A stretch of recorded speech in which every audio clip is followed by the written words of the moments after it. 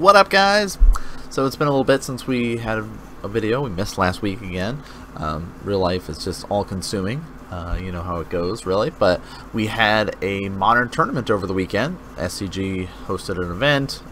So there was modern for the main event, and then of course you have the classic that takes place on Sunday, so double modern action, full of deck lists for you guys to be able to enjoy. And kind of going into the tournament, a lot of people were like, alright, Scape Shift's still really good, you know, Death Shadow's still really good, how are we going to deal with it? But if you were paying attention, some control decks were doing quite well at the event. So of course the boss was rocking out his 8-rack stuff, which we've already shown all of these decks that I talked about for modern meta breakdown, so you guys can check the playlist if you missed any of these decks and want a little bit more in-depth discussion of those particular decks. Now this is one of the lists that did do quite well at the event. You know, made top 8. I think it was like 7th place for the tournament. But it's a fun deck that's out there. We've seen kind of more of a rise of these sort of Death and Taxes style lists to kind of help combat the rise up of the Scape Shift. Like the Scape Shift style decks have been doing really well, but all of the Scape Shift benefits from being able to search their library, right? Scape Shift, Primeval Titan, finding lands, that sort of stuff. So if you are playing your Taxes style and can delay their searching effects, it does help out a lot. So the Eldrazi version of this white-black Death and Taxes list, which is the one we're going to be talking about, we've got 2 different versions to discuss tonight.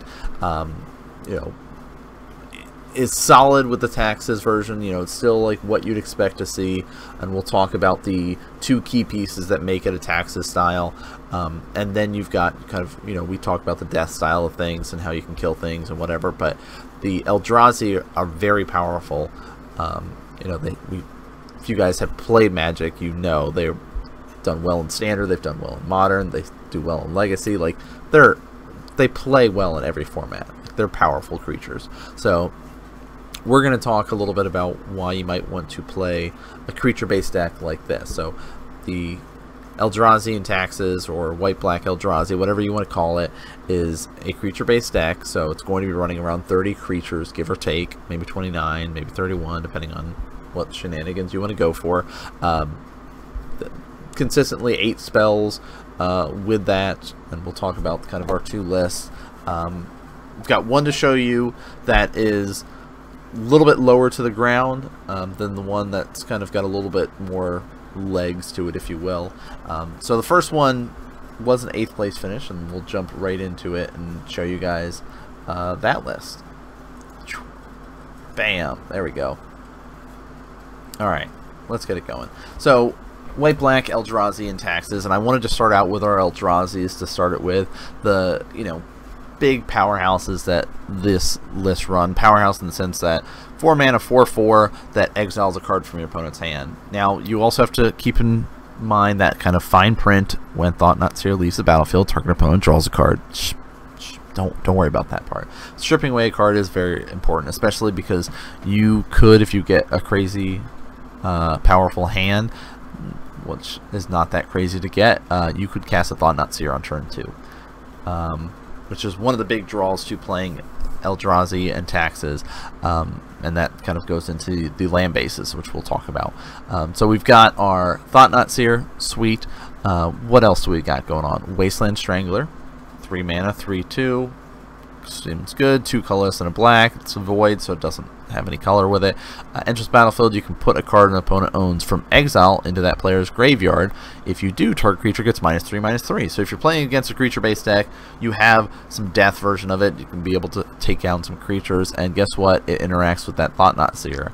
That card that you just exiled off Thought-Knot Seer, guess what? Now that one card makes this guy deal -3/-3 to a creature. So had that nice little interaction.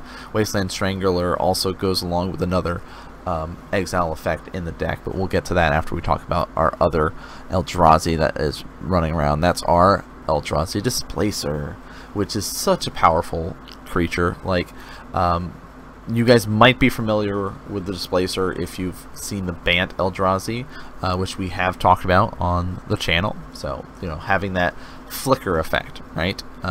Costs 3 mana, 2 colorless, and a white for a 3/3, and you pay 3, and then you do need to pay a colorless with it, so 2 of any color and a colorless mana, waste mana, whatever you want to call it. Exile another target creature, then return it to the battlefield tapped under its owner's control. So you can do that during for your opponent's creatures, you can do it during your creatures, whatever. So if it's like, okay, move to combat, alright, I will flicker your creature, so he now is tapped and you can't attack with that guy. That's a nice little interaction. You can also say, you know what, I'm going to flicker using Eldrazi Displacer my Thought-Knot Seer. Yeah, he comes in tapped, but guess what, I get to strip another card from you. Seems pretty good. So we do have that interaction. You can also protect some of your creatures in regards to that. So there are 2 flicker effects that the deck does run. So let's talk about our other set of creatures here. Let's talk a little bit about our taxes. Okay, we've got 2 main creatures that fit that taxes criteria. A tax that you have to pay in order to do something, cast a spell, search your library, whatever it might be. So our 2 ones at Leonin Arbiter here, 1 and a white for a 2/2 cat cleric. Players can't search a library unless they pay 2. Then they can ignore that effect. So it's not for each fetch land, right? It's not for each Ghost Quarter blowing up my land. It's, you know, if you want to be able to cast Scapeshift, or if you want to fetch, you can be able to pay 2, and then you could fetch as much as you want that turn. It ignores this effect until end of turn. But so just that little tidbit for players that aren't as familiar against this deck. You don't have to pay the 2 mana for each one. It's not like a suppression field or something like that. Then our other taxing style is our Thalia, Guardian of Thraben. 2/1, 1 and a white, first strike legendary human soldier, non-creature spells cost 1 more to cast. Some lists have been shaving down numbers of her because she is legendary. You don't want to just be stuck with a bunch of Thalia in your hand. Some have tried out the other version of Thalia, 3/2, creatures enter tapped, lands enter tapped, your opponent controls. So that's, you know, another fun version of Thalia to be running. So that's kind of our big 2 taxing styles. And across the board on a lot of the taxing style decks, green, white, black, white, you know, blue, white, whatever version you're running, you're going to be running these sort of taxing creatures. We've also got our Tidehollow Scholar, which does work well with our Wasteland Strangler that we were talking about earlier. So blue, or not blue, it costs a white and a black for a 2/2 artifact zombie that when it enters the battlefield, target opponent reveals their hand, you get to choose a non-land card from it and exile it. But when Tidehollow Scholar leaves the battlefield, so whether he gets flickered, whether he gets destroyed, that card gets back to their hand. So oftentimes you'll see players take like a removal spell or something to kind of keep it alive for a little bit longer. It is an artifact, so you can kill it off with some artifact hate if you want to go that route. Not as relevant as getting those board wipes and stuff like that from your board. So we've got that nice interaction. The other cool addition that we're seeing is Dark Confidant being added in here, because you'll see players like dump their hand sort of thing and be like, alright, cool, here's my creatures, boom, boom, boom, and then they are able to kill them off or something, and then you're kind of stuck in this like, well, I really wish I could draw some more cards than just one a turn. Dark Confidant helps you out with this, and knowing that you only have a 4 cost as the kind of biggest costed converted mana cost, if you will, you aren't going to be taking too much damage. Usually you're sitting around 2-3 costs overall, so that is nice to kind of know about there. So oops, let's keep that guy up. So we're talking about our flicker effects, right? Let's show up our 2 flickers. Bam! Displacer and Flicker Wisp. So Displacer is an activated ability, so you can interact with that with like Pithing Needle or things along those lines. The Flicker Wisp, though, 3/1, elemental with flying, so got some invasion going on in case things get gummed up on the board and you can't get in for too much damage. Does cost double white and a colorless. Enters the battlefield, exile another target permanent, so you can exile lands, you can exile artifacts, enchantments, creatures, whatever you want to exile. Then it returns to the battlefield under its owner's control at the beginning of the next end step. So maybe there is a artifact or an enchantment that's preventing you from being able to attack. Who knows? Maybe an ensnaring bridge or something's out. Well, we're just gonna put that aside. That can come back in a little bit, but until then, I'm gonna start swinging in and dealing some damage. Or maybe there's a creature you're trying to save. Right? It does not have flash, but there's a way to kind of flash it in, if you will, and that's based on some of the spells that the deck is running. So there is this one lone flex spot that kind of rocks around in this version. Our mind sensor here. It's a pretty sweet card, if you will. Works pretty well with seeing a lot of these fetch and searching effects. So even mind sensor just kind of slides a little bit more into our taxes, right? Costs 3 for 2/1. This one does have flash. If an opponent would search their library, that player searches the top 4 cards of their library instead. So that is pretty nice. The other thing I want to talk about is some of the lists have run a Blade Splicer. Because, you know, death and taxes, we're low to the ground, want to have a lot of creatures out. 30 creatures is kind of what we're going for. So a nice little flex spot. You can play Blade Splicer because works really well with your Flicker Wisp, works really well with your Eldrazi Displacer there. When Blade Splicer enters the battlefield, you make a 3/3 colorless golem artifact creature token, and of course your golems have first strike. So that is pretty nice to basically get 2 creatures for the price of 1, and Eldrazi Displacer, you can just make a whole bunch.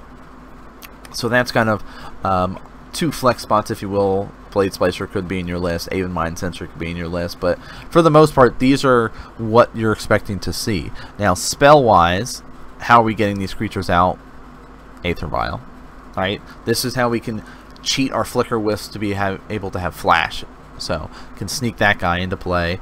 Again, a lot of the creatures in this deck are 2-3 costed, so we're going to be pretty good about sneaking them in, keeping around there. You could tick it up to 4 for a Thought Knot, but for the most of the time it's going to be staying on those 2-3 mana because that's what matters the most. You're also going to be running a playset of Path to Exile because, hey, we need some more removal in the deck, right? Wasteland Strangler is nice, but Path to Exile, just exiling that card altogether, is kind of really relevant. So that is nice to kind of go about. Aether Vial decks, you know, sideboarding in some artifact hate is pretty relevant to kind of slow them down. Maybe they kept a more greedy hand, and people can do that when they're playing Vial decks. They can say, you know what, I have a handful of 3-cost stuff, but I have a handful of 3-cost stuff, Aether Vial, and 1 land. You know what, I can keep this. The Vial will help me get there. I'll draw into some lands, right? We'll make this work. And people try that from time to time, and they can get punished for it. So, you know, just keep that in mind if you are going sideboard stuff, is that destroying the Vials is relevant, but really you want to be bringing in a lot of creature hate. If you've got board wipes, things like that, bring those in because those will help you out. So let's talk creature base real quick. You know, we've got some basics, double plains, we've got a swamp in here. We have to have the caves. In this version of Death and Taxes, caves is just as important as any other land because of the fact that you can get your blue, or I keep wanting to say blue, I just want to be a blue mage tonight, I guess. You can either get white or black mana, but you also can get the colorless. So casting your things like Eldrazi Displacer, your Thought Knot Seers, those that have to have that waste mana, that's very important. Sealed Courtyards in here because, hey, why not having a land that can tap for both, enter super quick, let us be able to use it without losing too much life. We've also got our Godless Shrine, again, black and white. Cool. Shambling Vent, some of our man lands, black and white. Maybe it's gotten to the point where we've lost most of our creatures, it's gone long and grindy, waiting for another threat. Well, we at least have some lands that count as threats.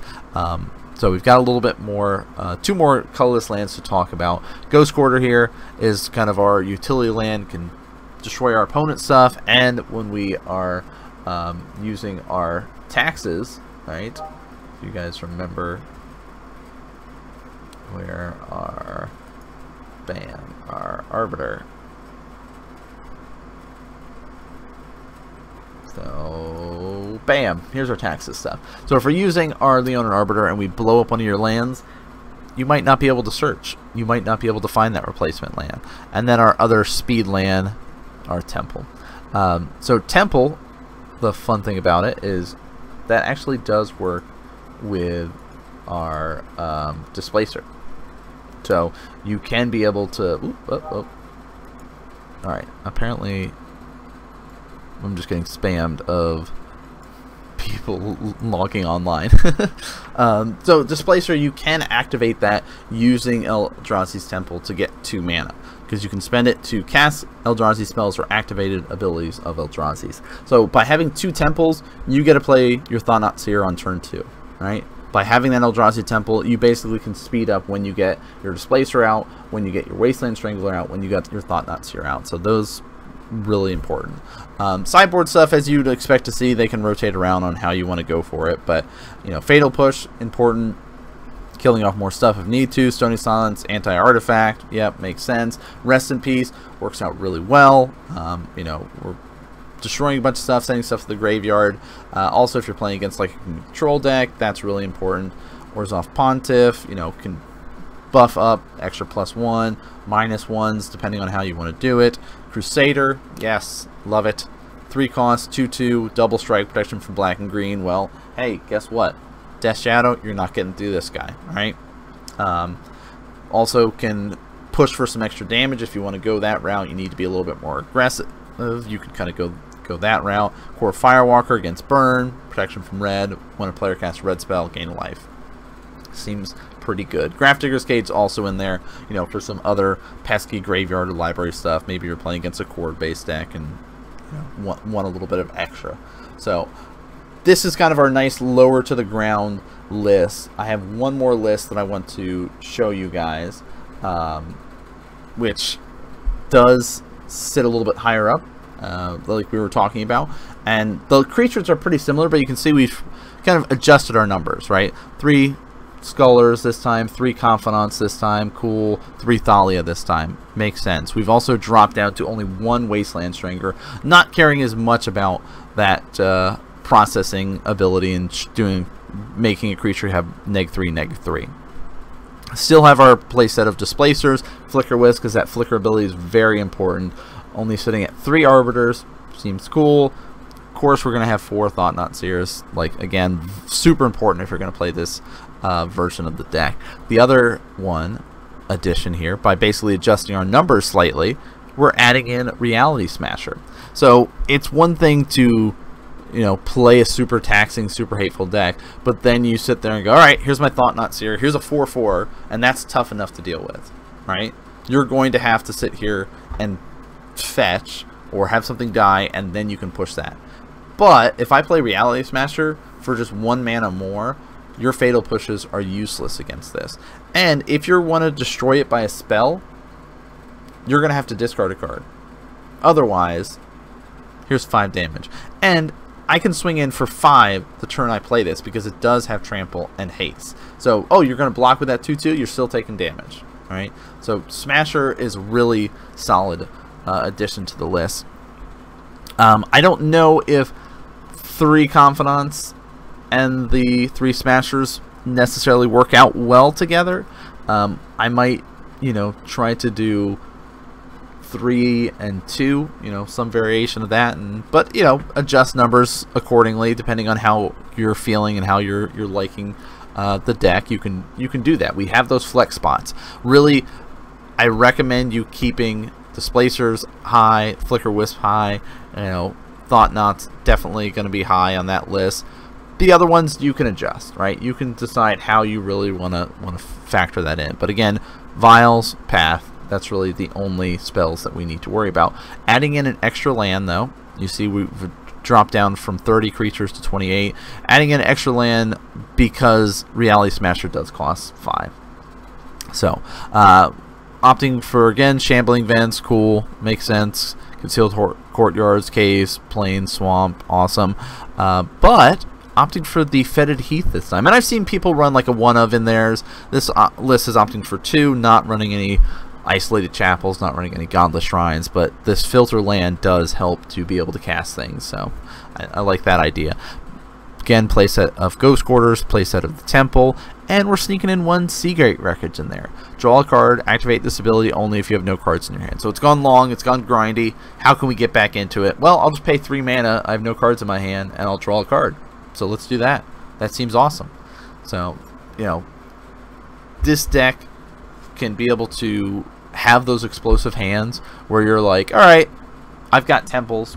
I've got 2 temples in my hand, a Reality Smasher and a Thought Knot Seer. This is like a snap keep. Alright.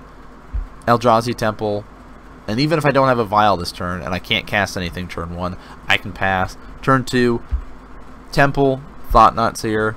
Turn 3, by then, hopefully I get another land to cast the Reality Smasher, and then I'm swinging in 9 on turn 3. Like, and that will happen with this deck. By adding in the Reality Smasher, you allow yourself with those explosive plays and allow the chance to be able to end the game super quick. You know, it does have that power. Or you can go long in grindy games and rely on like the Seagate Wreckage and really just kind of play that Displacer style, and we'll flicker and we'll just gain some advantage off Dark Confidant, and we can play either way. And that's what's really good about this deck, is the ability to do both things, as well as being super hateful to your opponent, right? You're stealing cards from their hand with Tide Hauler, you're stealing cards from their hands with Thought Knot. You can be able to kill off creatures, you got Path to Exile, you got Wasteland Stranglers, and you can tax them, right? Thalia, all of the non-creature spells cost 1 more. Now that does count for yours, so Vial, Path, if you're going to do that after Thalia's out, they do cost 1 extra. Not really that relevant. You also got your Leonin Arbiter, so messing with search effects. So I love that style of play, that you can kind of do this. And I have the deck online. I've enjoyed playing it online. And there's some people at the shop that do play the deck as well. So sideboard, again, we were talking about. This is a lot of one-ofs, a little bit different than the last list, but Core Firewalker is great. You know, there's Burn out there. There's some red decks. Throwing him in here, gaining some life. Being able to have a threat is also pretty relevant. Crusader, yes, let's keep him in there. Double Strike, Protection Black and Green. I love the Crusader. I think it's a great card to have in these sort of Death and Taxes style lists. So, Orzhov Pontiff, we saw it last time. There is the 4th Reality Smasher. So, hey, we need to kind of go a little bit more aggressive. We need to be kind of a little bit bigger. Let's throw him in there. Extra Wasteland Strangler, if we need to kind of go that route, a little bit more removal, we can go that route. Again, we talked about Rest in Peace being so relevant. Works against graveyard strategies. Like, hey, you're playing Living End? Well, guess what? You're not going to be bringing too many creatures back when I've got this out. Double Stony Silence. Blessed Alliance, I love this card. This was like an all-star for me when I was playing on Tuesday. I was playing a control deck that had it and was just like loving the versatility of it. And you know, we've seen these escalate cards do well. Like Collected Brutality is huge right now. So Blessed Alliance, Collected Brutality, yes, A+. We love them. Extra Fatal Push is in there. Got a Zealous Persecution. Again, if you're going wide, you can go wide, just buff your team, weaken them a little bit, same sort of thing that Orzhov Pontiff does, but this is at least an instant speed. And then one of my favorites, Linvala, Keeper of Silence. Activated abilities of creatures your opponent control can't be activated. So that means all those elf players that are running around, you're not going to be using those elves too much.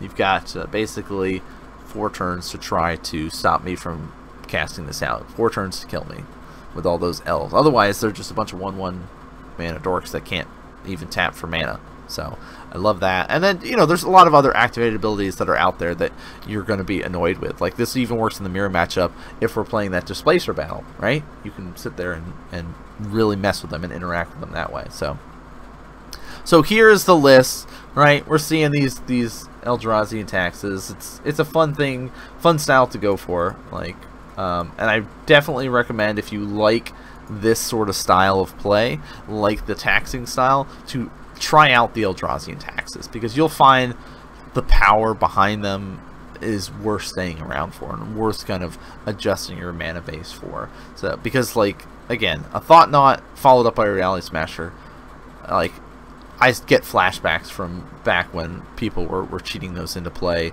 with Eldrazi Temple and that other land that's now banned in Modern. Now I can't even think the name of that one now. But yeah, so like the deck is good. Like 7th place finish. It's solid in the meta. It definitely is not the most powerful deck and does suffer from that sort of board wipe stuff. You don't want to overexert yourself, and Malcolm's came to visit. So, hi Malcolm. Don't overexert yourself. You know, do the best that you can to maybe keep some reserves, be ready against those like Wrath of Gods, those Damnations. Even Anger of the Gods does really well against most of your creatures. Like Tide Hollow is a 2/2, Dark Confidant's 2/1, Displacer is a 3/3, Flicker Wisp is a 3/1, Arbiter is a 2/2, right? Wasteland Strangler is a 3/3, Thalia is a 2/1. Like, you just have to be careful about stuff like that. You know, your Reality Smasher and Thought Knot Seer are really the power to help push this deck kind of up and over a lot of stuff. So that's going to do it for this episode of Modern Meta Breakdown. I hope you guys have been enjoying. Again, we've talked about so many different decks. If you've missed any of the episodes, make sure you check out on the channel. Again, some of the super old ones, the audio might be a little bit quieter, and I apologize. We did get it adjusted. Now it's much better. Hopefully I'm not too loud now, but you know, we did do some adjustments then. So let me know if there's other decks that you guys would like to see, what other stuff you'd like us to be talking about for Modern. But again, at the beginning of the week, we tried to do non-Magic videos over here on YouTube. Some Diablo stuff. We're going to be doing some Hearthstone, StarCraft stuff, just kind of all sorts of things. Mainly Blizzard is kind of where I've been having a lot of fun outside of Magic, so it's going to kind of be hanging out with those stuff for a little while now. So thanks again so much for tuning in, guys. You know, follow, subscribe, all that sort of good stuff if you like what you see, and I love hearing the suggestions of other decks to cover for Modern Meta Breakdown. But that's going to do it for us here tonight, guys. I'll see you all next game.